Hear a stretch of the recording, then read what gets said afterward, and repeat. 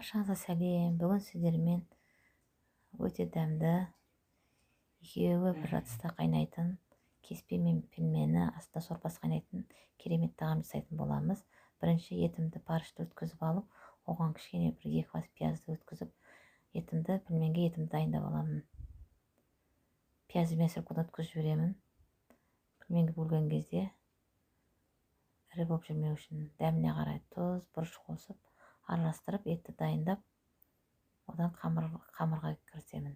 Қамыр үшін керек заттар: бірінші бір жұмыртқа керек. Ыдысымызға жарып алдық. Сосын 200 грамм су керек. 10 граммдай тұз керек. 500 грамм ұн керек. Осыларды араластырып қамыр илейміз. Тұзымызды саламыз жұмыртқаға. Сосын суымызды құямыз.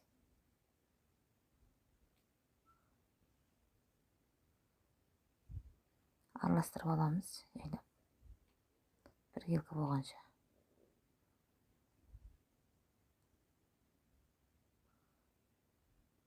Жақсылап араласқаннан кейін ұнымызды саламыз.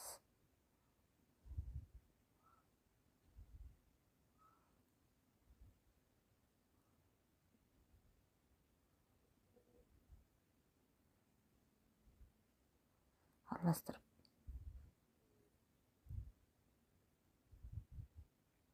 Өлшеп алған ұнымыздың бәрін салғанша біртіндеп жайлап салып,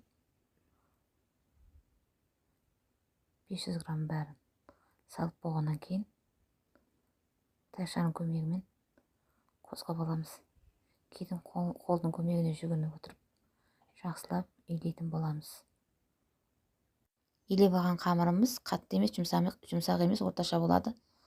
Енді оны бір 20 минутқа тындырып қоямыз. Қамырымызды 3-ке бөліп аламын. Қамырдың әдемі үйі қанған. Енді бұларды домалақтап жаямыз. Қамырымызды домалақтап аламыз да жая бастаймыз. Қамырдың шет-шеттерін жаю керек, ортасына қатты салмақ салмау керек. Салмақса ортасы шұқа болып қалады. Айналдырып жайып,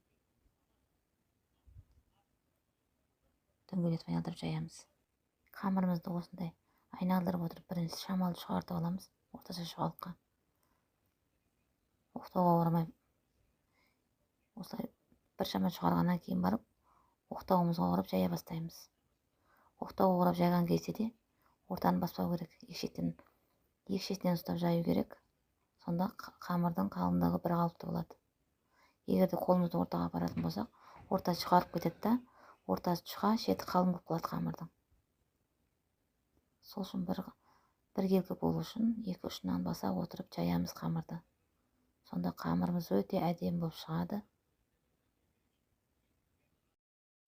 Жайылған қамырымыздың жұқалы осындай болу керек. Қалында болмау керек, жұқада болмау керек. Енді қамырымызды осылай қаттаймыз да, кесіп алам. Пельменге лайықтап кішілеу кесем. Пельменді мен кішкентайып бөгем.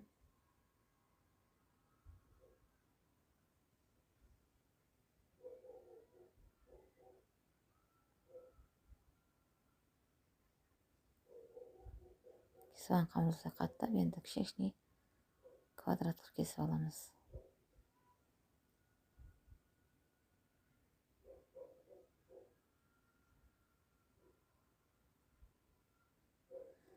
Мен бүгілген пельмендерді мантыварканың лотогына салып бөгем, пісіріп алатын болам.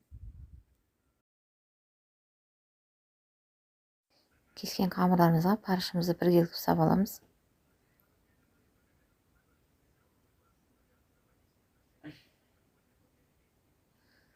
Сөйтіп бүгеміз.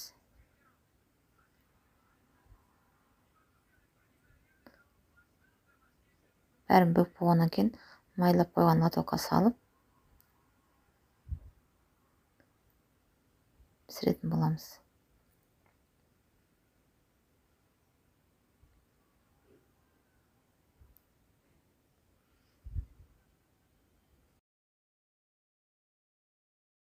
Екінші қамырды пельменнің қамырындай жайып аламын да, екінші суаланы. Сөйтіп оны кеспеп кесетін боламын. Бүйтіп ораймын.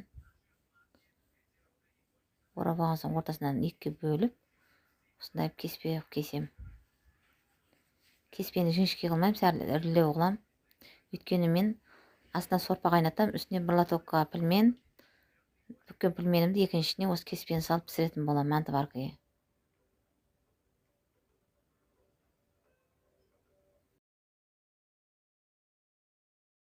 Екінші лотогымызда майлап аламыз да, кеспемізді осыған салатын боламыз.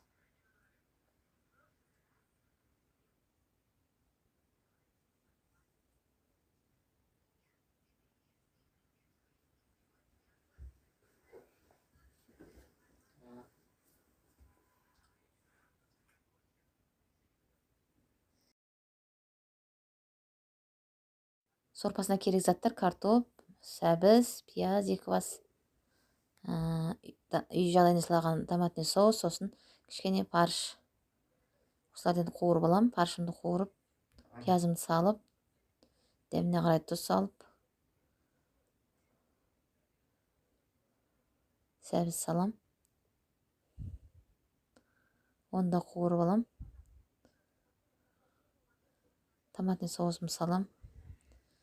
Картоптарымды салып, қуырып, сосын үлкен ыдысқа, мантыварканың астында кастрюльға ауыстырып,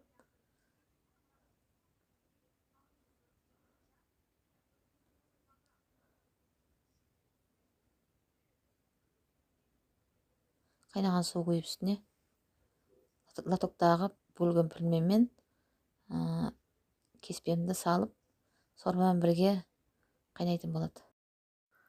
Лотоктарды өсіп сорпасы бар кастрюльдің бетіне қоям да, бірге қайнайтын болады 45 минут. Кеспемізде, пілменімізде пісті.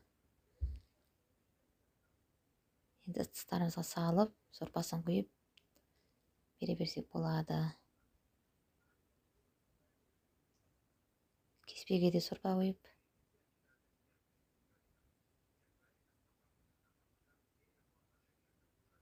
пілменге де сорпа құйып,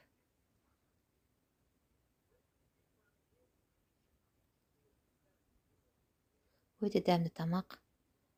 Екеуі бірге қайнайтын, уақытты экономдайтын. Достар, егер де менің тағамдарым, рецепттер ұнап жатса, каналға тіркеліп, коммент жазып, қоңырау шауды басуды ұмытпаңыздар.